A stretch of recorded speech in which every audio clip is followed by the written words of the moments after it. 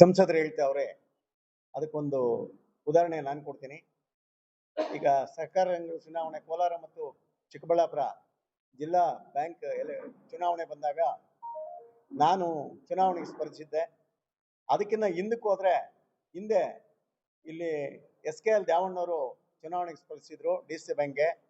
ಆಗ ಇದೇ ಸುಧಾಕರ್ ಅವರು ನಮ್ಮ ಹತ್ರ ಬಂದಾಗ ನಮ್ಮ ತಾಲೂಕಿನ ಪ್ರತಿನಿಧಿ ಹಾಕಿದ್ದಾಗ ಕೂಡ ನಾವು ಕೊಟ್ಟ ಮಾತಿನಂತೆ ನಮ್ಮ 36 ಓಟ್ನ ಇವರಿಗೆ ಒಂದು ಓಟ್ ಕೂಡ ಮಿಸ್ ಮಾಡಿದ್ರೆ ಹಾಕಿ ಇವ್ರು ಹೇಳಿದವ್ರನ್ನ ಗೆಲ್ಲಿಸ್ಕೊಟ್ವಿ. ಆ ಒಂದೇ ಒಂದು ಭರವಸೆ ಮೇಲೆ ಮೊನ್ನೆ ಏನ್ ಮಾಡಿದ್ವಿ, ನಿಮ್ಮ ತಾಲೂಕಿನವ್ರು ನೀವು ನಿಂತ್ಕೊಳ್ರಪ್ಪ ಅಂತ ಇದೆ. SKL ದ್ಯಾವಣ್ಣ ಇರ್ಬೋದು, ನಾಗರಾಜ್ ಇರ್ಬೋದು, ಇವರೆಲ್ಲರೂ ಹೇಳಿದಾಗ ನಾವು ಇವ್ರನ್ನ ಮಾತಾಡ್ಲಿಕ್ಕೆ ಫೋನ್ ತಗೊಂಡ್ರೆ ಫಾರಿನ್ ಅಲ್ಲಿ ಅವ್ರಿಗೆ ಅಂತಂದ್ರು. ಅವ್ರು ಫಾರಿನ್ ಅಲ್ಲಿ ಇದ್ರು ಅಥವಾ ಡೆಲ್ಲಿಯಲ್ಲಿ ಇದ್ರು, ಎಲ್ಲಿದ್ರು ನಮ್ಗೆ ಗೊತ್ತಿಲ್ಲ. ಅದಾದ್ಮೇಲೆ ಅವ್ರ ತಂದೆ ಹತ್ರ ಹೋಗಿ ಆಶೀರ್ವಾದ ತಗೊಂಡು ನಾನು ಅಪ್ಲಿಕೇಶನ್ ಹಾಕ್ದೆ NDA ಪರವಾಗಿ ನಾನು ಅಪ್ಲಿಕೇಶನ್ ಹಾಕಿದಾಗ ಲಾಸ್ಟ್ ವರ್ಗೂ ಸುಮ್ಮನಿದ್ದು. ಲಾಸ್ಟ್ನಾಗ ಇದೇ ಮೋಹನ್ ರೆಡ್ಡಿಗೆ ನೀವು ಸಪೋರ್ಟ್ ಮಾಡಿದ್ರಿ. ಇದೇ ಮೋಹನ್ ರೆಡ್ಡಿ ನಿಮ್ಮನ್ನ MLA ಎಲೆಕ್ಷನ್ ಅಲ್ಲಿ ರೋಡ್ ರಂಪಾಟದಲ್ಲಿ ಬೈದ. ಇಂಥವನ್ನ ಅಡ್ಜಸ್ಟ್ಮೆಂಟ್ ರಾಜಕಾರಣ ಯಾರ್ದು, ನಮ್ಮದೇ ಅವ್ರದೇ ಅನ್ನೋದನ್ನ ನೀವು ತಲೆಯಲ್ಲಿ ಇಟ್ಕೊಬೇಕು. ನನ್ನ ಸೋಲಿಸ್ಲಿಕ್ಕೆ ದೊಡ್ಡ ಕಾರಣ ನೀವೇನೆ. ಸುಧಾಕರ್ ಅವರು ತೀರ್ಮಾನ ತಗೊಂಡ್ರಿ.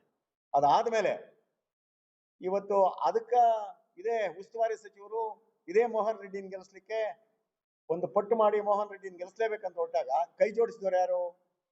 ಸುಧಾಕರ್ ಅವರು. ಆಮೇಲೆ ಚೀಮೂಲ್ ಎಲೆಕ್ಷನ್ ಬಂದಾಗ ನಂದಿ ಒಂದು ಕ್ಷೇತ್ರಕ್ಕೆ ಒಬ್ಬ ಕ್ಯಾಂಡಿಡೇಟ್, NDA ಕ್ಯಾಂಡಿಡೇಟ್ನ ಅಥವಾ BJP ಕ್ಯಾಂಡಿಡೇಟ್ ಆಗಲಿ ಅಥವಾ ದಳದ ಕ್ಯಾಂಡಿಡೇಟ್ ಆಗಲಿ ಅಥವಾ ಒಟ್ಟಿಗೆ ಕ್ಯಾಂಡಿಡೇಟ್ ಆಗಲಿ ಒಬ್ಬ ಕ್ಯಾಂಡಿಡೇಟ್ನ ಕೂಡ ನಿಮ್ಮಿಂದ ಹಾಕ್ಲಿಕ್ಕೆ ಆಗ್ಲಿಲ್ಲ. ಕಾರಣ ಏನು ಅಂತಂದ್ರೆ ಅದು ಅಡ್ಜಸ್ಟ್ಮೆಂಟ್ ರಾಜಕಾರಣ. ನೀವು ಆ ಕಡೆ ಇವ್ರನ್ನ ವೆಂಕಟೇಶ್ ಅವ್ರನ್ನ ಗೆಲ್ಲಿಸ್ಬೇಕು ಅಂತೇಳಿ ನೀವು ಅಡ್ಜಸ್ಟ್ಮೆಂಟ್ ಮಾಡ್ಕೊಂಡು ನೀವು ಆ ಕೆಲಸ ಮಾಡಿದ್ರಿ. ಇವತ್ತು ಚೀಮುಲ್ಲು ಇವತ್ತು ಇಲ್ಲಿಗೇನು ಒಂದು ಡೈರಿ ಬರ್ಬೇಕಾದ್ರೆ ನಿಮ್ಮ ಶ್ರಮ ಇದೆ, ನಾವಿಲ್ಲ ಅಂತ ಹೇಳಲಿಲ್ಲ. ಆದ್ರೆ ಇವತ್ತು ಚೀಮುಲಲ್ಲಿ ಅದೇ ನೀವು ಮನ್ಸು ಮಾಡಿದ್ರೆ ಇವತ್ತು ಚೀಮುಲಲ್ಲಿ ಅಧ್ಯಕ್ಷರು NDA ಅಧ್ಯಕ್ಷ ಆಗ್ತಾ ಇದ್ರು. ನೀವು ಅದನ್ನ ಮಾಡ್ಲಿಲ್ಲ. ನೀವು ಅಡ್ಜಸ್ಟ್ಮೆಂಟ್ ಅಂತ ಪಾಪ ನಮ್ಮ MLA ಅವ್ರನ್ನ ಮಾತಾಡ್ತಕ್ಕಂತ ಇದು ನಿಮ್ಗಿಲ್ಲ. ಕಾರಣ ಏನಂದ್ರೆ ನಮ್ಮ MLA ಅವ್ರು ಕೊಟ್ರೆ ವರ, ಇಟ್ರೆ ಶಾಪ. ಅವ್ರು ಒಂದ್ಸಾರಿ ಕಾರ್ಯಕರ್ತನ ಉಳಿಸ್ಕೊಳ್ಳಿಕ್ಕೆ ಅವ್ರ ಎಲೆಕ್ಷನ್ ಅಲ್ಲ, ಎಂಥ ಸಂದರ್ಭದಲ್ಲೂ ಕೂಡ ಅದಕ್ಕಿಂತ ಹೆಚ್ಚಿಗೆ ಮಾಡಿ ಇವತ್ತು ಅವ್ರ ಕ್ಷೇತ್ರನ 2 ಸೀಟು ಮತ್ತೆ ಇನ್ನೊಂದು ನಮ್ಮ ಕ್ಷೇತ್ರದಲ್ಲಿ 3 ಸೀಟು ಇವತ್ತು ಉಳಿಸ್ಕೊಂಡವ್ರೆ. ಅದೇ ನೀವು ಯಾವ್ದು ಉಳಿಸ್ಕೊಳಕ್ ಆಗಿದೆ, ಏನೇನಾಗಿದೆ ಅನ್ನೋದನ್ನ ಬಹಿರಂಗವಾಗಿ ಎಲ್ಲರಿಗೂ ಗೊತ್ತದೆ.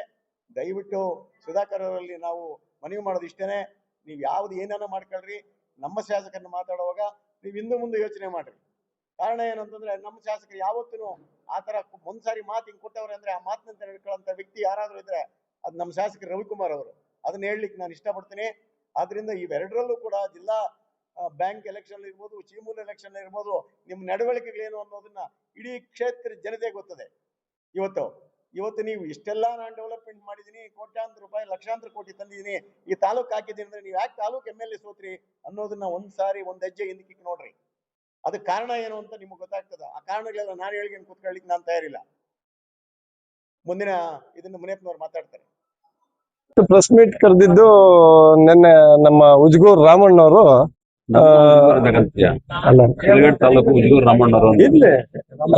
ಉಜ್ಗೂರ್ ರಾಮಣ್ಣವರು ಅವರು ಏನೋ ಬಾಯಿಗೆ ಬಂದಂಗೆಲ್ಲ ಮಾತಾಡಿದ್ದಾರೆ. ಏನೋ ಅಡ್ಜಸ್ಟ್ಮೆಂಟ್ ಪಾಲಿಟಿಕ್ಸ್, DCC ಬ್ಯಾಂಕ್ ಚುನಾವಣೆಯಲ್ಲಿ ಲೋಕಸಭಾ ಸದಸ್ಯರ ಜೊತೆ ಶಾಮೀಲಾಗಿ ಅಡ್ಜಸ್ಟ್ಮೆಂಟ್ ಪಾಲಿಟಿಕ್ಸ್ ಮಾಡ್ಕೊಂಡು ಅವ್ರ ಮುಖಾಂತರ ಗೆದ್ದಿದ್ದಾರೆ, ಅದು ಇದು ಅಂತ ಹೇಳಿ ಮಾತಾಡಿ ಒಂದ್ ಸ್ವಲ್ಪ ಮನಸ್ಸಿಗೆ ಬೇಸರ ತರುವಂತ ಮಾತುಗಳೆಲ್ಲ ಆಡಿದ್ದಾರೆ.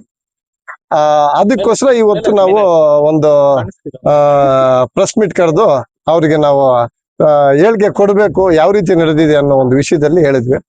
ರಾಜಕೀಯ ಅಂತಂದ್ಮೇಲೆ ಏಳು ಬೀಳುಗಳು, ಸೋಲು ಗೆಲುವು ಇದ್ದೇ ಇರ್ತದೆ. ಆ ಸೋಲು ಗೆಲುವಿನ ಮಧ್ಯೆ ಅವರು ಮಾತಾಡಿದಂತ ಮಾತುಗಳು ಬಹಳ ಮನ್ಸಿಗೆ ನೋವಾಗಿದೆ. ನಾವು ಮೊನ್ನೆ ಚುನಾವಣೆ ಮಾಡಿದ್ದು DCC ಬ್ಯಾಂಕು ನೇರ ಚುನಾವಣೆ ಮಾಡಿದ್ದು. ಅದ್ಯಾವ್ದು ನೀವು ಹೇಳ್ತಿರಲ್ಲ, ನೇರ ದಿಟ್ಟವಾಗಿ ನಿರಂತರವಾಗಿ ನಾವು ಮಾಡಿದೀವಿ. ಯಾರ ಬಗ್ಗೆನೂ ನಾವು ಇದು ಮಾಡಿಲ್ಲ. ನಾವು ನೇರವಾಗಿ ಚುನಾವಣೆ ಮಾಡ್ಕೊಂಡು ಮುಂದುವರ್ಸ್ಕೊಂಡು ಹೋದ್ವಿ. ನಮ್ಮ ಉಸ್ತುವಾರಿ ಸಚಿವರು ಅವರ ಅಣತೆ ಅಂತ ನಾವು ಕೆಲಸ ಮಾಡಿದೀವಿ. ಅವ್ರು ನನ್ನ ಜಿಲ್ಲೆಯಿಂದ ಅಭ್ಯರ್ಥಿ ಮಾಡಿದ್ರು. ಅದಕ್ಕೆ ತಕ್ಕಂಗೆ ನಾವು ಜಿಲ್ಲೆ ಎಲ್ಲ ಓಡಾಡಿ ಎಲ್ಲರ ಆಶೀರ್ವಾದ ಪಡ್ಕೊಂಡು ನಾವು ಕೆಲಸ ಮಾಡಿದೀವಿ. ನಾನು ಚುನಾವಣೆಯಲ್ಲಿ ಗೆದ್ದಿದ್ದೀನಿ. 87 ಮತ ಪಡೆದು ನಾನು ಅವರಿಂದ 18 ಮತಗಳ ಅಂತರದಿಂದ ನಾನು ಗೆದ್ದಿದ್ದೀನಿ. ಅಷ್ಟಕ್ಕೆ ಸೀಮಿತವಾಗಿರ್ಬೇಕು. ಅದು ಬಿಟ್ಟು ಸುಧಾಕರ್ ಅವ್ರ ಹತ್ರ ಅಡ್ಜಸ್ಟ್ಮೆಂಟ್ ಆಗಿದ್ದೀರಾ, ಅವ್ರ ಹತ್ರ ನೀವು ಶಾಮೀಲಾಗಿ ಅವರು ಸಪೋರ್ಟ್ ಮಾಡಿದ್ದಾರೆ, ಅವ್ರ ಸಪೋರ್ಟ್ ಇಂದ ಗೆದ್ದಿದ್ದೀರಾ, ನಾನು ಸೋತಿದ್ದೀನಿ ಅನ್ನೋ ಮಾತುಗಳೆಲ್ಲನೂ ಅದು ಸತ್ಯಕ್ಕೆ ದೂರವಾದದ್ದು. ನಿಮ್ಮ ಯೋಗ್ಯತೆಗೆ, ನಿಮ್ಮ ಘನತೆಗೆ ಮಾತಾಡುವಂತ ಮಾತುಗಳೆಲ್ಲ. ಆ ಗೌರವ ನಿಮ್ಗಿಲ್ಲ, ಆ ಗೌರವ ನೀವು ಕಳ್ಕೊಂಡಿದ್ದೀರಾ. ಯಾಕೆ ಕಳ್ಕೊಂಡಿದ್ದಾರೆ ಅನ್ನೋ ಜನತೆನೇ ನಿಮ್ಮ ತಿರಸ್ಕಾರ ಮಾಡಿದಾಗೆ ಗೊತ್ತಾಗಿದೆ ನಿಮ್ಮ ಯೋಗ್ಯತೆ ಅನ್ನೋದು. ಅಷ್ಟಕ್ಕೆ ನೀವು ಭದ್ರಾಗಬೇಕು ಹೊರತು ಇನ್ನೊಬ್ಬರ ಬಗ್ಗೆ ಮಾತಾಡುವಾಗ ಬಹಳ ಎಚ್ಚರಿಕೆಯಿಂದ ಮಾತಾಡಬೇಕು.